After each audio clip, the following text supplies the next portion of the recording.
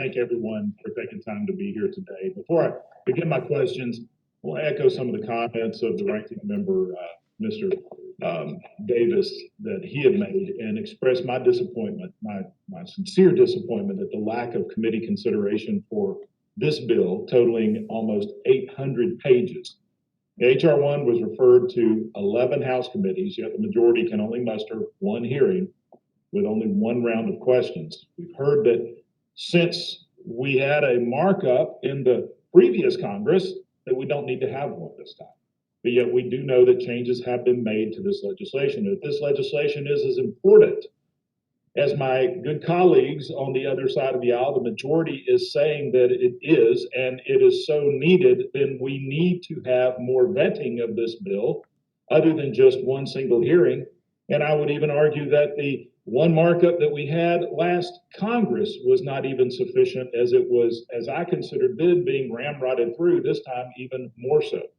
And so if the majority is truly concerned, as has been stated, strengthening American democracy, I challenge them to begin with following regular order, which I would submit would be actually unique in this Congress, as we've seen so far.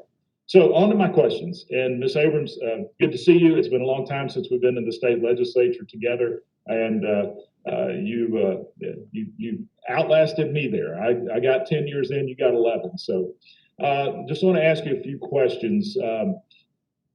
First of all, how many elections have you actually administered?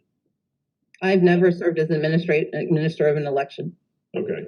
Well, thank you for that. In your written testimony, you explained that Georgia saw a record high turnout in the 2020 general election, including from communities of color, which was incredible. I think all of us, everyone here, can agree that more voters voting is great for our republic. It's great for our nation. And I'm thrilled to see that an increasing number of Georgians are exercising their civic responsibility. I think that is extremely important.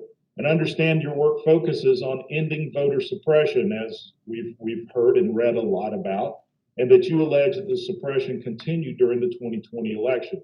So my question is, can you explain how you reconcile the record high turnout with allegations of voter suppression, particularly in light of Georgia's photo ID requirements for in-person voting? So I would begin by stating that there has never been a direct correlation between turnout and suppression. The question is who is prevented from actually attaining access. And the very poor analogy I would make is to say that more people getting into the water does not mean there are fewer sharks.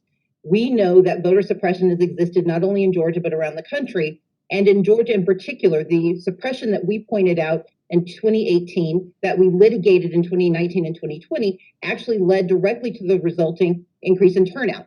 Because a number of voters who've been previously prohibited from voting because of exact match, they were given greater access because the exact match system was finally generally gutted because of the litigation and legislation that came out of our efforts through Fair Fight. In addition, additional litigation secured uniformity in the treatment of absentee ballots.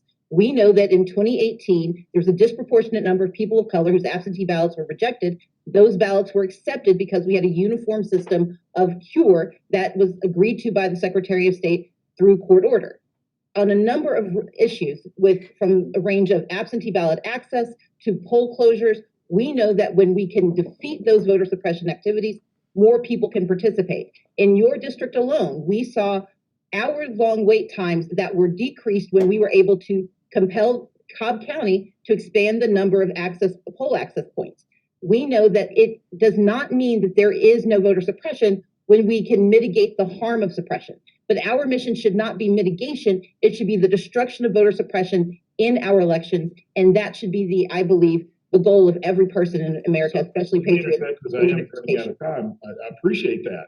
But what you're telling me is that you took corrective action at the local level, at the state level, to make this thing work. My fear is if we do something federally, you pass something here, it takes forever to get it undone.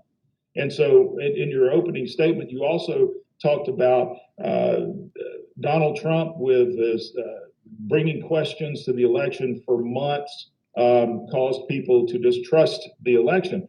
I think a lot of there's issues on both sides of that of many claiming that elections have been fraud. And I know you ran for governor in 2018 and you came very close to winning. It was a very well-run campaign.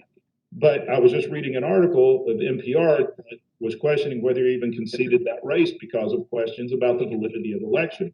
Have you conceded that race? Madam Chair, am I permitted to respond? You can. The gentleman's time has expired, but you're certainly permitted to answer the question. There is an absolute and very clear distinction between my actions in 2018 and what we saw play out in 2020 and 2021.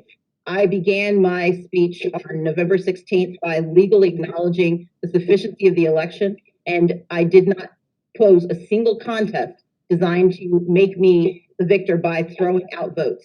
Instead, what I did was challenge the underlying system that denied tens of thousands of Georgians access to the ballot, which was proven through 4 successful lawsuits in 2018 and continued success at the federal court level over the course of the remaining year and a half.